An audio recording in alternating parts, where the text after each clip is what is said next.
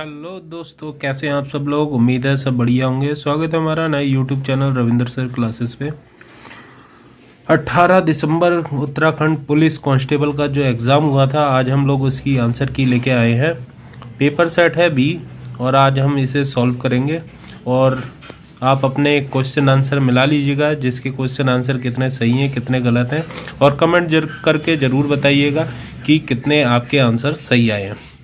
और अगर मेरा आंसर किसी में गलत हुआ हो तो मुझे कमेंट करके ज़रूर बताइएगा, उसे सुधार किया जाएगा। आइए मिलते हैं वीडियो में आगे। चलिए स्टार्ट करते हैं वीडियो। ये है सेट बी और set A B C D 3 set होते हैं जिसमें क्वेश्चन आगे पीछे होते हैं।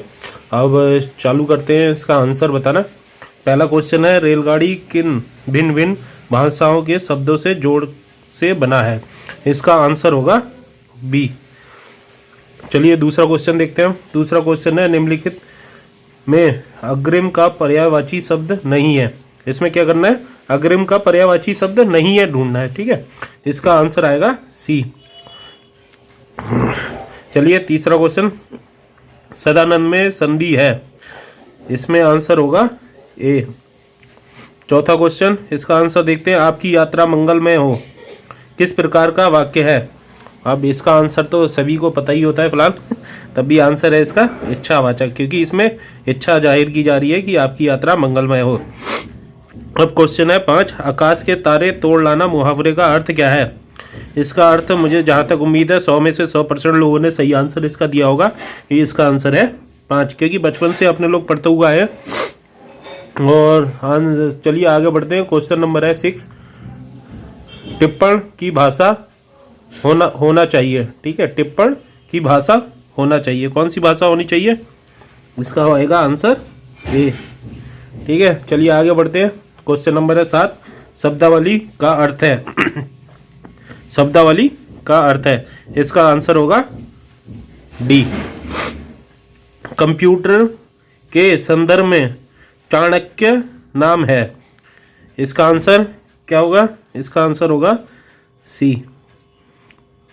अब आगे बढ़ते हैं। क्वेश्चन नंबर 9, कबीर निम्नलिखित शाखा के प्रतिनिधि कवि हैं।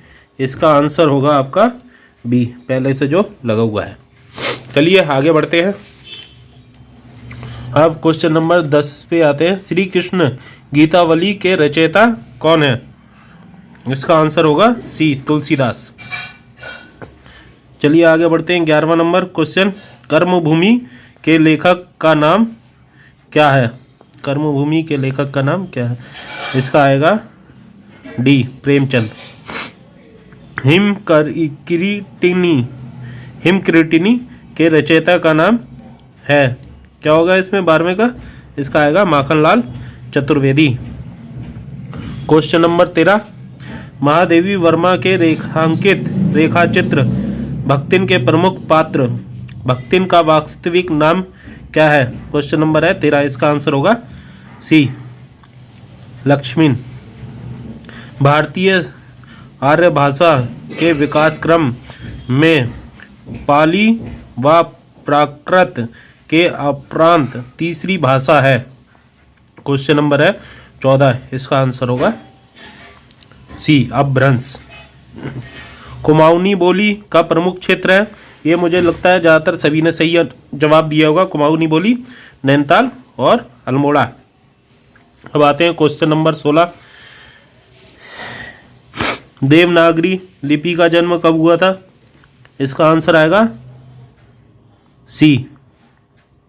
अब आते हैं क्वेश्चन नंबर 17 पे, जब लिखने में कोई अंश छूट जाता है तो उसे प्रदर्शित करने के लिए कौन सा चिन्ह प्रयुक्त किया जाता है। और ये मुझे जहाँ तक उम्मीद है ज़्यादातर लोगों ने इसका सही जवाब दिया होगा। इसका आंसर होगा डी। चलिए आगे बात करते हैं। क्वेश्चन नंबर 18, भाषा की सबसे छोटी ध्वनि इकाई जिनके खंड न किए जा सके कहलाती है। क्या कहलाती हैं, वर्ण। आंसर होगा इसका सी। अंतिम शब्द में कौन सा प्रत्यय है। अंतिम शब्द में कौन सा प्रत्यय है, इसमें आएगा इम। Answer B. निम्नलिखित में स्त्रीलिंग शब्द है, इसका आंसर होगा डी, चंबल। चलिए बढ़ते हैं आगे वीडियो में। जो पेपर है 4 सेट में डिवाइड है, ठीक है। अगला सेट है इसमें सामान्य अध्ययन। चलिए स्टार्टिंग करते हैं 21वें क्वेश्चन की। बुशमैन का क्षेत्र है, इसका आंसर होगा तुम्हारा डी, कालाहारी मरुस्थल। भारत वन स्थिति सर्वेक्षण 2021 के अनुसार निम्नलिखित राज्यों में से किस एक सर्वाधिक वन क्षेत्र है, इसका आंसर होगा बी, छत्तीसगढ़। चलिए बात करते हैं आगे 23 नंबर क्वेश्चन की। मिट्योर अभियान निम्न में से किससे संबंधित था, इसका आंसर होगा बी, अंध महासागर का जैविक अध्ययन से। चलिए दोस्तों, आप मुझे कमेंट करके भी बताते रहना, ठीक है, किसके कितने क्वेश्चन सही हुए हैं, ठीक है। अगर मेरी कहीं गलती हुई हो या कोई गलत आंसर मैंने दिया हो तो मुझे कमेंट करके ज़रूर बताना। आप चलते हैं आगे अगले क्वेश्चन पे। क्वेश्चन नंबर है 24 क्वेश्चन है, शिवासमुद्रम जलप्रपात निम्न नदियों में से किस पर स्थित है। 24 वाला के आंसर होगा, इसका होगा सी, कावेरी। 25वें क्वेश्चन पे आते हैं। निम्न में से कौन लोकसभा का प्रथम अध्यक्ष था, निम्न में से कौन सा लोकसभा का प्रथम अध्यक्ष था, इसका आंसर होगा बी, जीवी मावलकर। चलिए 26वें क्वेश्चन पे आते हैं। 26वां क्वेश्चन है, भारतीय संविधान में निम्न में से किस अनुच्छेद द्वारा अस्पृश्यता का उन्मूलन किया गया है, ठीक है। तो इसका आंसर हो जाएगा सी, अनुच्छेद 17 में। शहरी स्थानीय व्यवस्थान से संबंधित 74वें संवैधानिक संशोधन अधिनियम के पारित होने के समय भारत के प्रधानमंत्री कौन थे, इसमें आंसर होगा बी, पीवी नरसिम्हा राव। अब आगे बढ़ते हैं हम लोग 28वें क्वेश्चन पे। अब तक सर्वोच्च न्यायालय में कितने न्यायाधीश महाभियोग की प्रक्रिया द्वारा पदच्युत किए गए हैं, इसका आंसर होगा डी, कोई भी अभी तक नहीं किया गया है। चलिए आगे बढ़ते हैं। क्वेश्चन नंबर 29, आर्थिक सर्वेक्षण 2021-22 के अनुसार कौन सा देश भारत का सर्वोच्च निर्यात गंतव्य है, इसका आंसर होगा बी, जर्मनी। निम्न में से कौन सा भारत सरकार की काश्तकारी व्यवस्था में सुधार का अंग नहीं है, इसमें अंग नहीं है वाला ढूंढना है। ये भी अंग है, ये भी अंग है, ये भी अंग है, और सी, भूमि की चकबंदी। अब बढ़ते हैं आगे। क्वेश्चन नंबर 31 का आंसर, किन दो बैंकों का हाल ही में पंजाब नेशनल बैंक में विलय किया गया है, और ये सभी को पता ही है जहाँ तक मुझे उम्मीद है, ओरिएंटल बैंक ऑफ कॉमर्स और United state bank of India, इसका आंसर होगा बी। चलिए बढ़ते हैं आगे 32 नंबर क्वेश्चन पे। निम्न में से कौन सी भाषा में संधिय वित्तीय की समस्या नहीं है, क्वेश्चन नंबर है 32, इसका आंसर हो जाएगा डी। ये क्वेश्चन पूछा गया है, निम्नलिखित में से कौन सी भारत में संधिय वित्त की समस्या नहीं है, क्योंकि ये भी समस्या है, ये भी समस्या है, ये भी समस्या, और ये क्या है, समस्या नहीं है। चलिए बढ़ते हैं आगे। क्वेश्चन नंबर 33, उस एकमात्र विदेशी शक्ति का नाम बताइए जिसने सन 1857 के विद्रोह को दबाने हेतु अंग्रेजों को सक्रिय रूप से सहयोग दिया। 33वां क्वेश्चन है और इसका आंसर होगा क्या, सी, नेपाल। चलिए बढ़ते हैं आगे 34 नंबर क्वेश्चन पे। बोस्टन चाय पार्टी किससे संबंधित थी?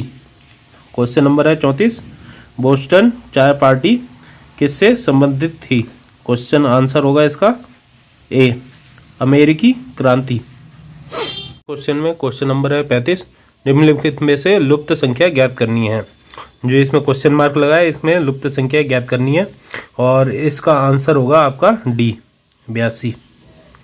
और 36वां क्वेश्चन है, एक कार दो स्टेशनों के बीच 60 किलोमीटर प्रति घंटा की औसत चाल से चलती है और 90 किलोमीटर प्रति घंटा की औसत की चाल से वापस आती है। पूरी यात्रा के दौरान कार की औसत चाल क्या होगी?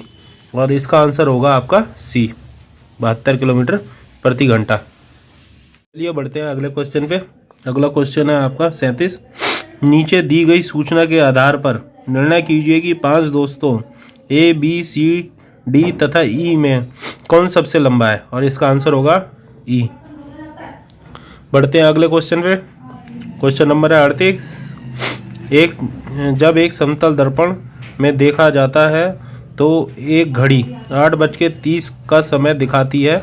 सही समय आपको बताना है कि समतल दर्पण पे वो 8:30 का समय क्या बता रही होगी। तो इसका आंसर आएगा बी, 3:30।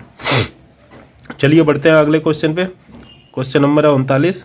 दिए गए आरेखों में से कौन सा आरेख तरल पिज्जा दूध के बीच में संबंध को सर्वोत्तम रूप से दर्शाता है? इसमें क्या करना है अपने को, तरल पिज्जा और दूध के बीच में संबंध को सर्वोत्तम ढंग से कौन दर्शा रहा है इसके बारे में बताएंगे। पिज्जा हो गया अलग, ठीक है, और तरल में आ गया आपका दूध और तरल, ठीक है, ये दोनों आ गए एक आरेख में, इसलिए इसका आंसर होगा 4, ठीक है, डी इसका आंसर होगा। अब बढ़ते हैं आगे। क्वेश्चन नंबर है 40। गायों और मुर्गियों के एक समूह में पैरों की संख्या सिरों की संख्या से 2 गुनी से 14 अधिक है। गायों की संख्या बताइए, गायों की संख्या क्या है? तो इसका 40वें का आंसर हो जाएगा इसका बी, इसका होगा 7। दी हुई आकृति में त्रिभुजों की संख्या है। त्रिभुज आपको पता ही है कैसे निकालते हैं। एक आर्य आरेख दे रखा है, आकृति दे रखी है, इसमें त्रिभुज, एक त्रिभुज हो गया, ये एक त्रिभुज हो गया, ठीक है। इसमें से त्रिभुज पता करने हैं कि कितने त्रिभुज इस आकृति में दिखा रहे हैं। तो इसका आंसर हो जाएगा सी, 32। चलिए बढ़ते हैं अगले क्वेश्चन पे। अगला क्वेश्चन है 42। एक व्यक्ति का मुख दक्षिण दिशा की ओर है, वह वामावर्त दिशा में 135 डिग्री मुड़ता है। इसके पश्चात 180 डिग्री दक्षिणावर्त मुड़ता है। वह अब उसका मुख किस दिशा की ओर होगा? तो 42 नंबर है क्वेश्चन, इसका आंसर होगा डी, दक्षिण पश्चिम की तरह। चलिए बढ़ते हैं अगले क्वेश्चन की साइड। अगला क्वेश्चन है 43। मानव नेत्र किस वस्तु का प्रतिबिंब बनाते हैं? जो मानव का नेत्र होता है किस वस्तु का प्रतिबिंब बनाते हैं? तो इसका आंसर हो जाएगा आपका 43वें का डी, दृष्टिपटल पर। चलिए बढ़ते हैं आगे। क्वेश्चन नंबर है 44। बढ़ते हैं अगले क्वेश्चन पे। अगला क्वेश्चन है 44 नंबर। अनुक्रम 1/2, 3/4, 5/8, 7/16 में अगली कौन सी भिन्न आएगी? तो इसका क्वेश्चन नंबर 44 है, इसका आंसर होगा ए। चलिए दोस्तों, मैं खाली आंसर बता रहा हूँ, सॉल्यूशन नहीं बता रहा हूँ अभी, ठीक है। अगर वीडियो में रिस्पांस अच्छा मिलेगा, ठीक है, और अच्छा लगेगा मुझे आगे, तो मैं वीडियो इसकी पूरे कैलकुलेशन के हिसाब से बनाऊंगा और मुझे कमेंट करके ज़रूर बताना दोस्तों कि आपके कितने क्वेश्चन सही गए हैं या मेरा कोई क्वेश्चन का आंसर गलत हुआ हो तो उसे कमेंट करके ज़रूर बताना। चलिए बढ़ते हैं वीडियो में आगे। अब है क्वेश्चन नंबर 45। यदि प्लस का अर्थ गुणा है, गुणा का अर्थ माइनस है, भागे का अर्थ प्लस है तथा माइनस का अर्थ भाग है, तब का मान क्या होगा? तो दोस्तों इसका आंसर होगा 77। तो दोस्तों मैं खाली आंसर बता रहा हूँ, आने वाली वीडियो में या अगली वीडियो में मैं इसका पेपर का पूरा सॉल्यूशन करके दिखाऊंगा, ये ऐसा क्यों हुआ, काय के लिए हुआ, ठीक है, पूरा सॉल्यूशन बताया जाएगा। ये फिलहाल आपके लिए खाली आंसर शीट बताई जा रही है जिसके आधार पर आप अपने अंक जोड़ सकते हैं, ठीक है। और कमेंट करके ज़रूर बताना मुझे कि आपके कितने नंबर सही आए हैं, कितने नंबर गलत आए हैं, या मेरा कोई भी क्वेश्चन का आंसर अगर गलत हुआ हो तो मुझे कमेंट करके ज़रूर बताना। ठीक है, चलते हैं, बढ़ते हैं आगे।